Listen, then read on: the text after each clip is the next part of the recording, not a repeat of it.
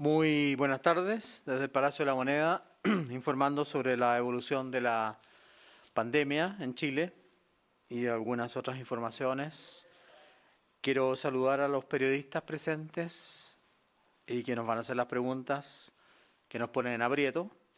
Agradezco también a los canales de Arcatel y Anatel y a las radios Archi y No Archi por su transmisión voluntaria. Y también agradezco a los equipos comunicacionales de La Moneda y de Minsal que están aquí presentes. En el informe diario de hoy día debemos destacar que 7 regiones continúan al alza en sus casos y 8 regiones presentan una disminución de sus casos, en tanto una región se mantiene estable pero con cifras bastante altas. La positividad de los exámenes de PCR, llamado reacción de polimerasa en cadena, alcanza a un 7% en la región metropolitana y a un 9% en promedio a nivel de todo el país, pero con alta positividad en 2 regiones, Los Ríos y la Araucanía. Estamos viendo en pantalla el ejemplo de cómo se procesan estos exámenes. ¿Por qué? Porque quiero destacar que hoy día hemos alcanzado la suma diaria más alta en la evolución de la pandemia. Se han procesado 69.517 exámenes en un solo día. Y Chile ha sobrepasado los 10 millones de exámenes de reacción de polimerasa en cadena. Por lo tanto, 10.052.114 exámenes exactamente. Esto nos posiciona como líderes en Latinoamérica en cantidad de exámenes por millón de habitantes. Prácticamente casi 500.000 exámenes por millón de habitantes. ¿Gracias a qué? Gracias al trabajo de los tecnólogos médicos, que los quiero agradecer. Gracias al trabajo de los bioquímicos, de los químicos farmacéuticos y de todo el personal de laboratorio, desde la persona que hace el aseo hasta la que mantiene los equipos y procesa los reactivos. Así que un agradecimiento profundo a los equipos de laboratorio que han logrado batir este récord latinoamericano con más de 10 millones de exámenes de PCR. También quiero comentar que tanto en Alemania como Italia y en el Reino Unido, después del 22 de septiembre del año pasado, es decir, cuando ellos terminan su periodo estival, el fin del verano, se observaron aumentos muy significativos en el número de casos por millón de habitantes. Como ven en el gráfico en pantalla, un aumento enorme después de septiembre en el caso de los pacientes diarios por millón de personas, sin relación a ningún permiso de vacaciones, entre comillas. Esto se debe al comportamiento del virus y al comportamiento de la población europea en el periodo de vacaciones. Lo mismo ocurrió a partir del 22 de septiembre, fin del verano, en relación a los ingresos a las unidades de cuidados intensivos, con un aumento muy importante en los mismos países, Reino Unido, Italia y Alemania, probablemente debido también al comportamiento humano en vacaciones y a la contagiosidad de este virus. ¿Por qué quise mostrar hoy día estos gráficos? Para relevar que esto es un fenómeno que ha ocurrido en todo el mundo, también en Estados Unidos. Después de las vacaciones hubo un aumento importante en la cantidad de casos y también ocurrió un aumento importante en la cantidad de pacientes hospitalizados en UCI. Y nosotros, por lo menos, no dimos permiso de vacaciones ni para Italia, ni para Alemania, ni para Inglaterra. Estamos viviendo actualmente, desgraciadamente, el mismo fenómeno en Chile y por eso queremos recalcar, con signos muy importantes, que pese a la vacunación, la pandemia sigue manteniéndose viva, manteniendo activa. Es por eso que insistimos en el uso de la mascarilla, en el lavado frecuente de manos y también en el distanciamiento físico.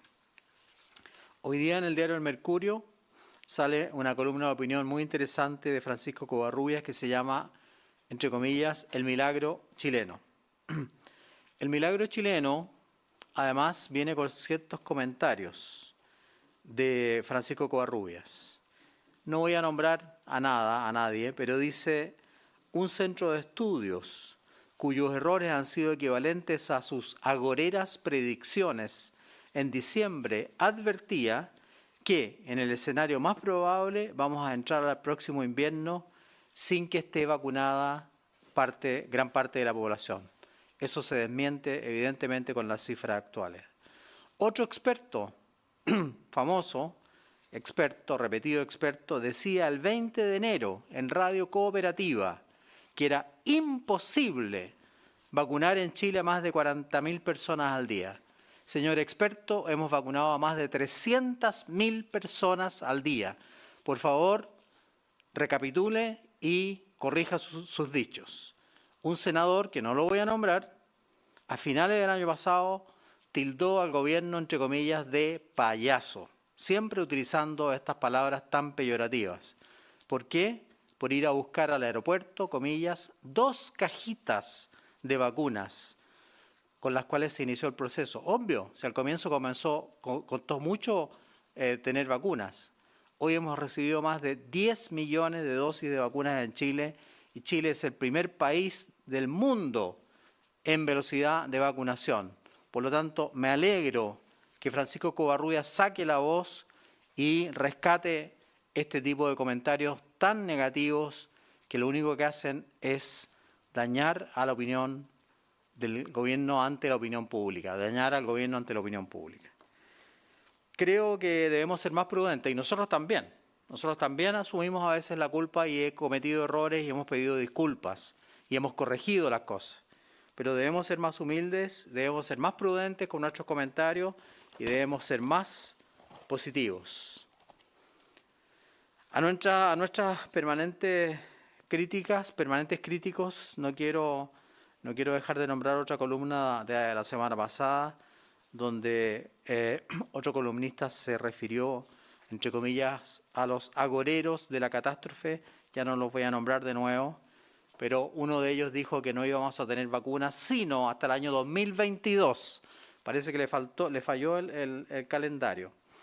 Hoy hemos logrado vacunar a 4.796.878 chilenos y hemos colocado 6.564.410 pacientes con 2 dosis. Y hemos vacunado a 1.768.533 personas con 2 dosis. 4.796.000 personas con una dosis y espero que la próxima semana lleguemos, si Dios quiere, a 5 millones de dosis, lo cual, entre comillas, no es que lo esté adelantando, pero lo vamos a planificar, quizás nos va a permitir adelantar el calendario de vacunaciones. Sin embargo, la pandemia continúa y en la misma línea, la estrategia de testeo, trazabilidad y aislamiento es muy importante en el marco de esta pandemia. Y nosotros sabíamos y el presidente nos preparó y nos pidió preparar un plan marzo para fomentar y obviamente darle más impulso al testeo, trazabilidad e aislamiento. Y en ese sentido quiero darle la palabra a la doctora Paula Daza. Muchas gracias, ministro. Bueno, muy buenas tardes. Hoy día sabemos que vamos evolucionando muy bien con la vacunación y eso es una gran noticia porque es una muy buena estrategia para poder controlar esta pandemia y sabemos que es la luz de esperanza que tenemos al camino después de un año tan duro que hemos tenido en Chile. Sin embargo, sabíamos también que marzo es un mes fundamental porque hay unos reencuentros en el trabajo, las personas empiezan su actividad escolar y es por eso que hemos fortalecido la estrategia de testeo, trazabilidad, aislamiento y aquí hacemos un llamado a la comunidad a que se testeen. La estrategia de testeo, trazabilidad y aislamiento está enfocada en el primer pilar que es testeo. Las personas con síntomas, y aquí les pedimos que se testeen oportunamente, y hemos fortalecido la estrategia de búsqueda activa de casos. ¿Qué significa la búsqueda activa de casos? Tanto la Seremi de Salud como la atención primaria se instalan en distintos lugares donde hay una alta movimiento de personas y concentración a tomar test. Estos exámenes son absolutamente gratuitos y son para toda la población, principalmente aquellas personas que durante las últimas semanas de febrero han estado en situaciones particulares, reuniones sociales, donde podrían haberse ayudan a estos móviles a testearse. Es fundamental encontrar aquellas personas que son positivas y que no lo saben porque no tienen síntomas. Pero de esa manera vamos a poder controlar la pandemia, aislándolos a ellos y a sus contactos estrechos. Y aquí, finalmente, quiero recordar la importancia de testearse oportunamente el primer día. Apenas empecemos con los síntomas, ponernos la mascarilla, aislarnos de nuestros seres queridos y acudir a un centro asistencial a tomarnos el examen. ¿Y cuáles son aquellos síntomas que son importantes recordar? Que apenas yo tenga estos síntomas, inmediatamente me aísle y acuda a un centro asistencial a testearme. La fiebre, dolor de garganta, malestar general, dolor de cuerpo, síntomas respiratorios. También es importante el dolor de cabeza, también es importante la falta de olfato y la falta de gusto. Son síntomas que pueden estar presentes frente al COVID y inmediatamente testearse. En la medida que nos testeemos rápidamente, vamos a poder aislarnos y vamos a poder contener esta cadena de contagio que sabemos que es fundamental para contener la pandemia. Así que hago un llamado a las personas a que se testeen si han estado en una situación donde se podrían haber contagiado y también, obviamente, aquellas personas que tienen síntomas a consultar rápidamente y testearse inmediatamente para poder evitar la cadena de contagio. Eso por parte del ministro. Muchas gracias, doctora Daza. A continuación le cedo la palabra al doctor Duñac, subsecretario de Redes Asistenciales, para que nos dé a conocer las cifras del día de hoy. Doctor Duñac. Muy buenas tardes. La situación en nuestro país, de acuerdo a los casos reportados, es la siguiente. 5.928 casos nuevos de COVID-19, de los cuales 4.052 son casos sintomáticos y 1.520 son pacientes asintomáticos.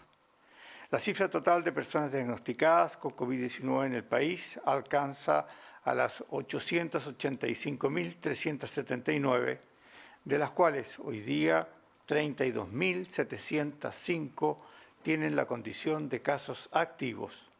Los casos recuperados a la fecha alcanzan los 830.698.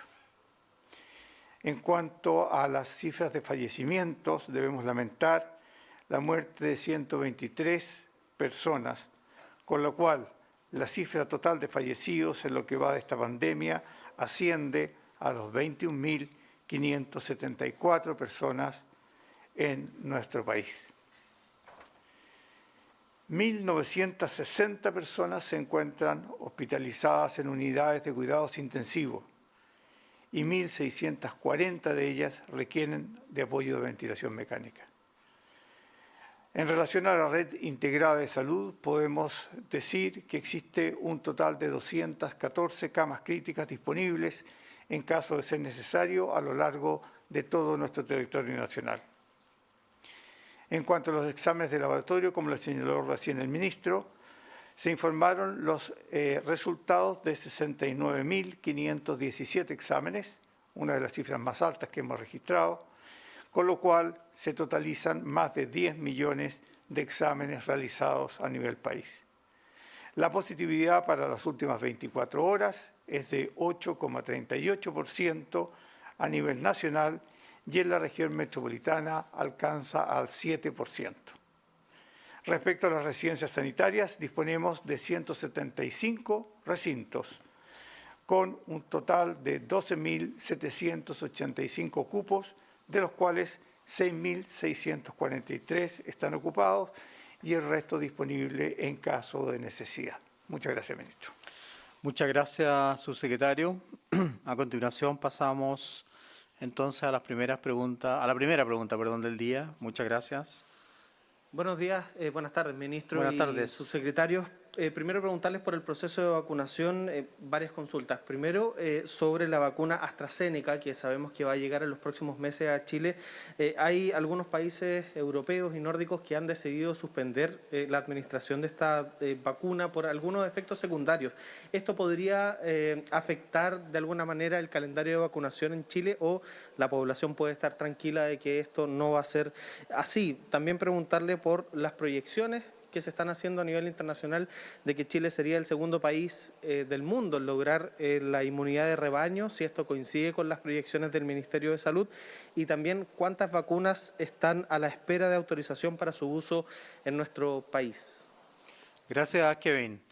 La primera pregunta en realidad es muy importante y muy interesante porque el tema de la vacuna AstraZeneca ha producido bastante impacto a nivel mundial y como usted muy bien dice, no solamente Dinamarca, sino que 2 o 3 países suspendieron momentáneamente la colocación de la vacuna. ¿Por qué? Porque un grupo muy pequeño de personas ha desarrollado una enfermedad que se llama tromboembolismo, es decir, una coagulación intravascular con una tromboembolismo pulmonar y esto ha creado cierta alerta. Sin embargo, tanto la Organización Mundial de la Salud como la Organización Panamericana de la Salud nos ha transmitido mediante documentos oficiales la tranquilidad con respecto a estos fenómenos. En proporción a la gran cantidad, a las millones de dosis que se han colocado, la cantidad de efectos adversos relacionados con esta patología es mínima por el momento. Sin embargo, por precaución, y debe hacerse así, se ha detenido hasta no tener la claridad suficiente. Aquí en Chile, de ninguna manera nosotros vamos a poner en peligro a la población y como lo dijo la doctora Daza ayer en una entrevista, el ISP obviamente revisará toda esta información, todos estos datos científicos, pedirá la información correspondiente para que nosotros podamos evaluar justamente lo que usted indica, la utilización de esta vacuna que está en el grupo de que nosotros hemos negociado. Esta vacuna ha sido negociada a través del convenio COVAX. Todavía no tenemos la seguridad de cuándo llegue, es una vacuna muy buena, está aprobada en muchas partes del mundo y aquí también. Por lo tanto, si es que hay que hacer una evaluación secundaria de estos efectos que están apareciendo, la haremos de todas maneras para tranquilidad de la población. Nosotros hemos dicho que podríamos llegar a lograr la inmunidad de rebaño el 30 de junio del año 2021. Para eso, como usted muy bien sabe, tenemos que usar vacunas de buena calidad, que son las que estamos usando y cada vez salen más información acerca de la efectividad de nuestras vacunas y con un virus que sea muy contagioso. Para lograr la inmunidad de rebaño tenemos que tener vacunado el 80% de la población susceptible y eso no va a ocurrir antes del 30 de junio. Por lo tanto, hemos insistido hasta el cansancio de que hay que mantener las medidas de prevención, continuar con el testeo de trazabilidad, continuar preparando más camas de intensivo y obviamente insistir en mascarilla, lavado de manos, distanciamiento físico, evitar las fiestas clandestinas, respetar el toque de queda. Y hemos tomado medidas mucho más duras para estas 2 semanas de marzo, justamente pensando en esa evolución que yo mostré en los gráficos, que también ocurrió en Europa después de las vacaciones. Por lo tanto, no pensemos que vamos a tener inmunidad hasta fines de junio. Además, quiero decir otra cosa. Ninguna persona adquiere inmunidad con una sola dosis. La inmunidad se adquiere 14 días después de la segunda dosis. Por lo tanto, tampoco hay que relajarse cuando uno ha recibido una dosis de la vacuna. Muchas gracias por la pregunta. Ministro, faltó una con respecto a cuántas son las vacunas que están a la espera de autorización. La próxima vacuna que va a presentar sus documentos para ser autorizada es la vacuna CanSino, que está siendo estudiada por la Universidad de la Frontera, Temuco, pero también con otros estudios, incluso en la región metropolitana. Es el estudio clínico en fase 3 más grande que se está haciendo en Chile, con más de 3.500 personas. Y ellos van a presentar sus antecedentes la primera semana de abril. Perfecto. Y, ministro, en otro tema, se conoció un caso, más que hablar del caso en particular, pero hay una madre que habla de que su hijo murió de PIMS. Quería saber cuál es la información, insisto, más allá del caso particular, que se maneja en el Ministerio de Salud sobre este síndrome particular que tendría relación con el COVID-19 acá en Chile. Sí, es un síndrome pediátrico inflamatorio multisistémico que está relacionado con la infección por coronavirus y que aparece varios días después de la infección, incluso puede ser un mes después.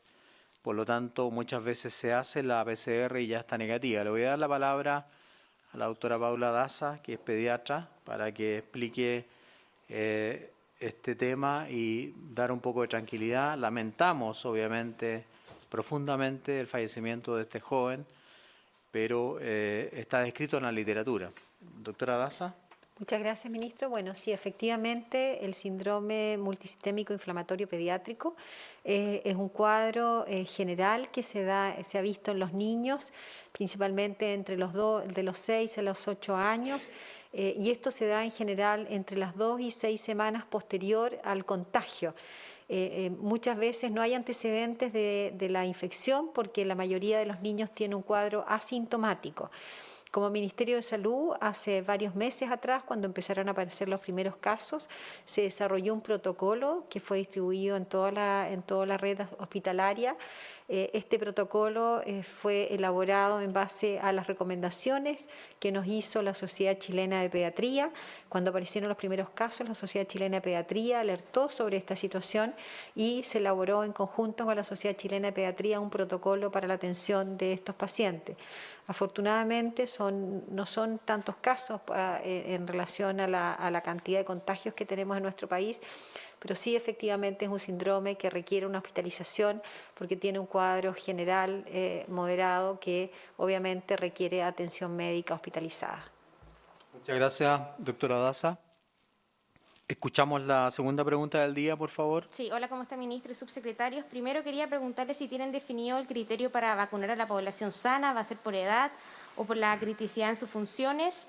Y lo segundo, si podría darme una actualización respecto del estado de salud del ministro del Interior, Rodrigo Delgado, y de los contactos estrechos que tuvo, independiente del subsecretario Gali, que ya sabemos que salió negativo su PCR.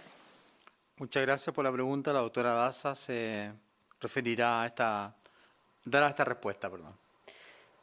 Bueno, con respecto a su pregunta de la población sana, obviamente nosotros estamos analizando y vamos a publicar en su momento el calendario de vacunación de la población sana.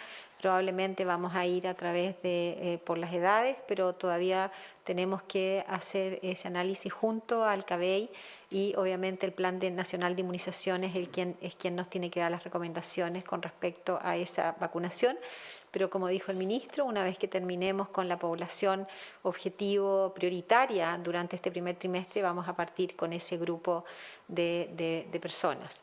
En relación a la situación del ministro Delgado, ustedes saben que en el día de ayer se confirmó que él se encuentra contagiado con el COVID-19 después de haber recibido una PCR positiva. Él se tomó esta PCR porque se encontraba sintomático, inmediatamente se aisló y en este momento él se encuentra aislado en su casa. Yo conversé con él hoy día en la mañana, tiene síntomas generales, se siente con fiebre, dolor de cabeza, malestares generales, pero hasta este momento su evolución ha sido estable. Obviamente hay que esperar la evolución de los próximos días. En relación a los contactos estrechos, de acuerdo a la investigación epidemiológica que ha hecho la Seremi de Salud, uno de los contactos estrechos, el subsecretario Gali, efectivamente él se hizo una PCR que salió negativo, pero él va a continuar su cuarentena en su casa hasta que completar el periodo correspondiente para cuarentena. También el director de la PDI, él se encuentra también en cuarentena, se encuentra en buenas condiciones generales. Y obviamente tiene que completar su periodo de cuarentena hasta terminar el periodo que son los 11 días de como definido contacto estrecho. Y también obviamente las personas que residen con el ministro también se encuentran en cuarentena hasta este momento y en una situación estable. Gracias. Muchas gracias, doctora Daza. Pasamos a la tercera pregunta del día, por favor. Buenas tardes, ministro, subsecretarios también, saludarlos. Quisiera consultarle con respecto principalmente al alza de casos, si es que hay alguna posibilidad de que la región metropolitana baje a cuarentena total. ¿Cuándo se podría quizás comenzar a revisar aquello, pensando en que hay que esperar también que surta efecto correspondiente la situación actual de la fase 2? Y a raíz de esto también quisiera separar esta pregunta en dos. En lo particular, y a raíz de lo anterior, ¿habrá un cambio de protocolos, por ejemplo, en las instituciones educacionales, también destacando el síndrome anterior que hablaban ustedes precisamente? ¿Y cómo se llevarán a cabo las fiscalizaciones ahora con fase 2? Porque la gente ha mostrado su preocupación durante la mañana y, por ejemplo, también hubo casos particulares como el de la Vega Central, en donde hubo bastante comercio ambulante durante esta jornada. Muchas gracias.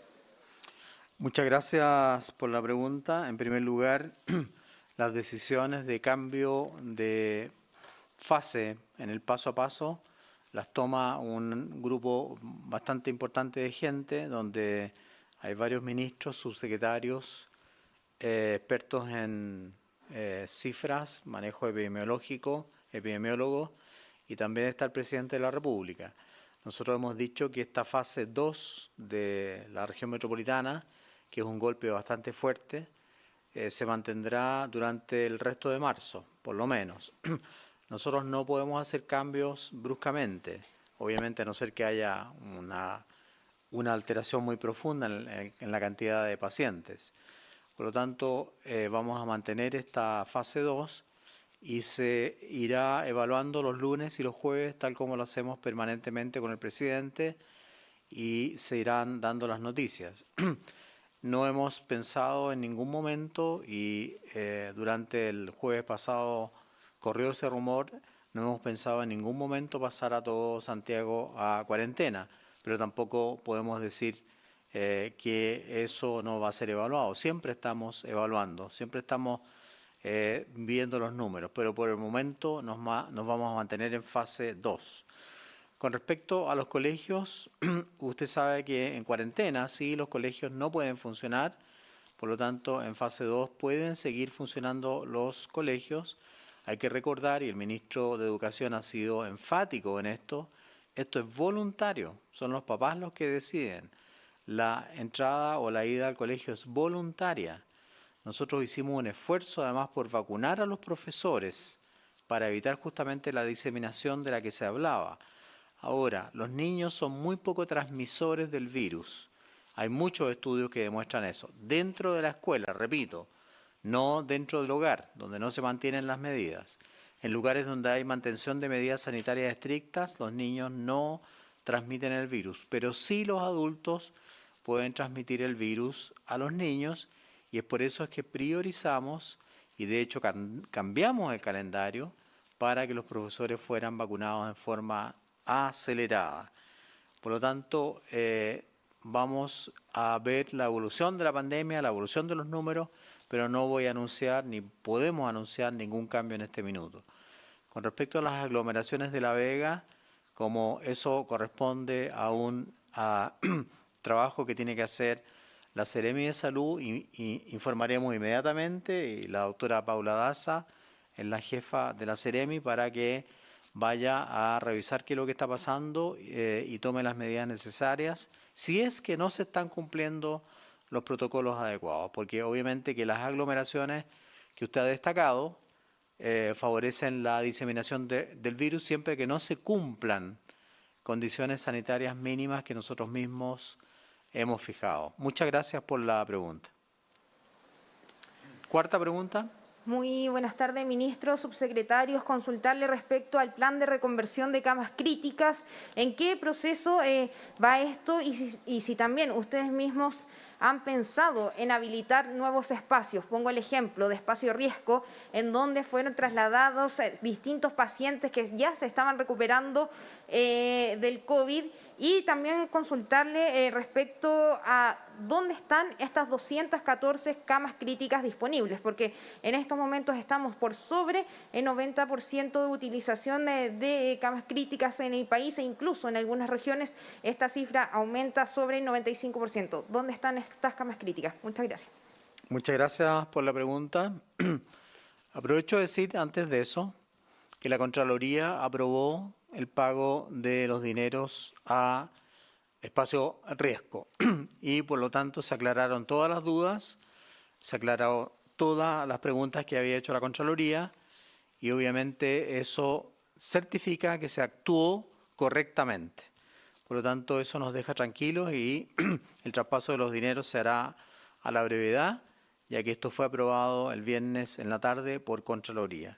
Con respecto a la ocupación de camas, que es un tema muy importante que usted ha nombrado, responderá el subsecretario de Redes Asistenciales, doctor Duñac. Sí. Bueno, respecto a la utilización de camas críticas, para nadie es una sorpresa de que este requerimiento ha sido sostenido, creciente y sostenido desde el mes de noviembre del año pasado.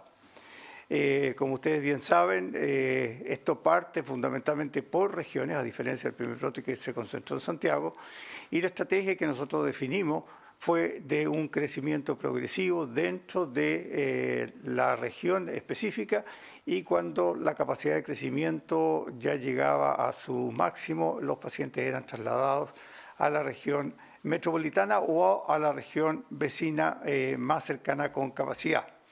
Ahora, con esa estrategia hemos mantenido durante los últimos 2 meses aproximadamente una ocupación que va entre el 90 y 95% en atención a la dificultad justamente que significa la apertura de camas y por la escasez de recursos humanos que hemos tenido. Sin embargo, hemos ido siempre anticipándonos a través de los estudios que realizamos los requerimientos que vamos a tener dentro de los próximos 15 días. De modo tal de que hemos ido implementando siempre en forma anticipada aquellas necesidades que nosotros suponemos. Ahora, en este momento la situación se ha un poco invertido nuevamente. Tenemos una mayor demanda desde la región de Coquimbo hasta la Araucanía. Las regiones más extremas del país han bajado un poquito su demanda y por tanto han aumentado su disponibilidad. Hoy día, como muy bien lo señalaba el ministro, la demanda que tiene el sistema global de salud es similar al que teníamos en la primera ola. Alrededor de 3.162 camas habilitadas con 2.967 pacientes hospitalizados en camas de cuidados intensivos, con un número similar de pacientes COVID a los que se registraron el día 9 de julio, que fue el día en que teníamos la mayor capacidad. Ahora, estas cifras las señalo para indicarle a la población que necesitamos su colaboración. Nosotros todavía tenemos capacidad de seguir creciendo como lo hemos planificado. Tenemos compromiso de hospitales y clínicas para seguir incrementando la capacidad para recibir pacientes. Sin embargo, eso va a ser siempre insuficiente si no se acompaña con el compromiso de la población de mantener las medidas y de disminuir el número de contagios. Lo hemos dicho en otras ocasiones. 100 personas que se contagian se transforman en 2,5 a 3 personas que requieren una cama de cuidados intensivos. Por tanto, cualquier incremento que nosotros vemos en el número de contagiados, necesariamente vamos a terminar ocupando una cama. Un llamado muy sincero, muy sentido a toda la población.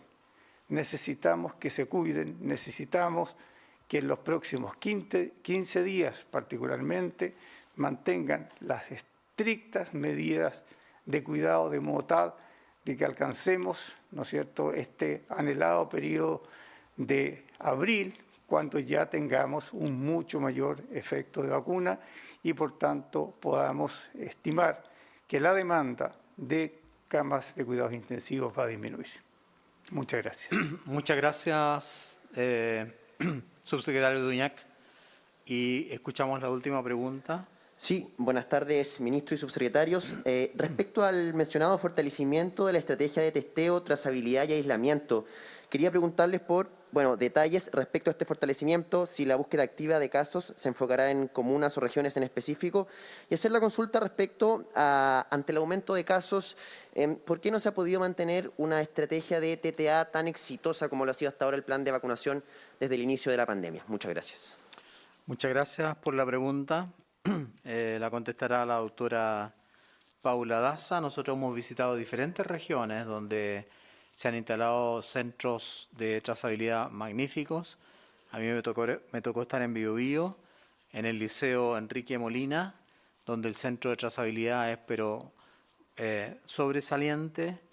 Yo sé que ya estamos en la franja por las elecciones, pero quiero recordar que grandes personajes nacieron o estudiaron en el Liceo Enrique Molina, y quiero nombrar al presidente Juan Antonio Ríos, quiero nombrar al diputado Ortiz, gran amigo y colaborador de nosotros en el Parlamento, y a grandes pintores como Pacheco Altamirano.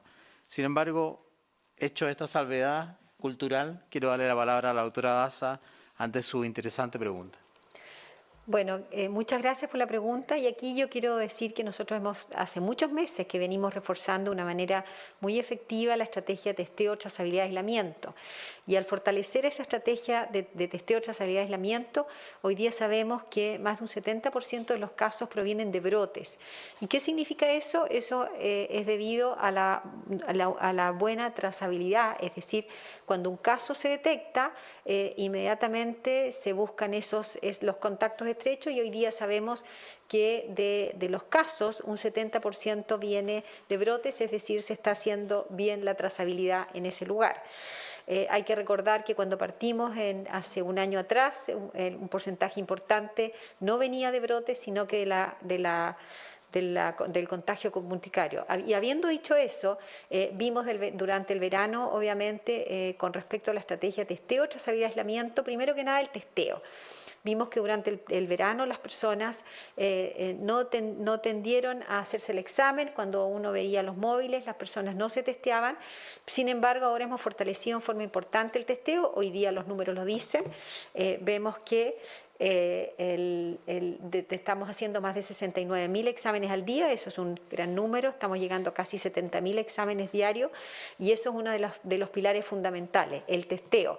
Es decir, que las personas no solamente consulten precozmente y van a tener la oportunidad de hacerse el examen, sino que los móviles, tanto de la Seremi de Salud como de la atención primaria, están saliendo a testear a aquellas personas que lo quieran hacer de una manera gratuita, voluntaria, no necesitan saber ninguna orden, y eso nos ha permitido detectar más de un tercio de los casos que hacemos todos los días gracias al testeo que estamos haciendo.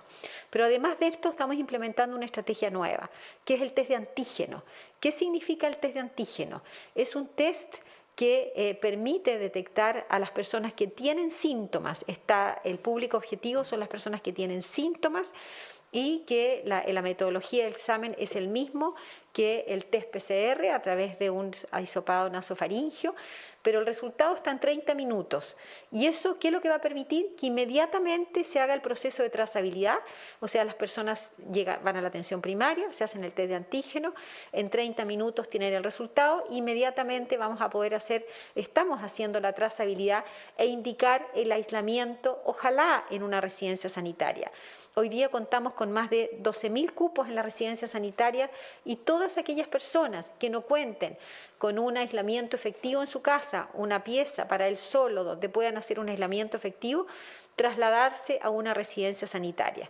Con respecto a la segundo pilar, que es la trazabilidad, ahí hoy día hemos fortalecido en todas las regiones, a través de los Seremis de Salud, los centros de trazabilidad regional.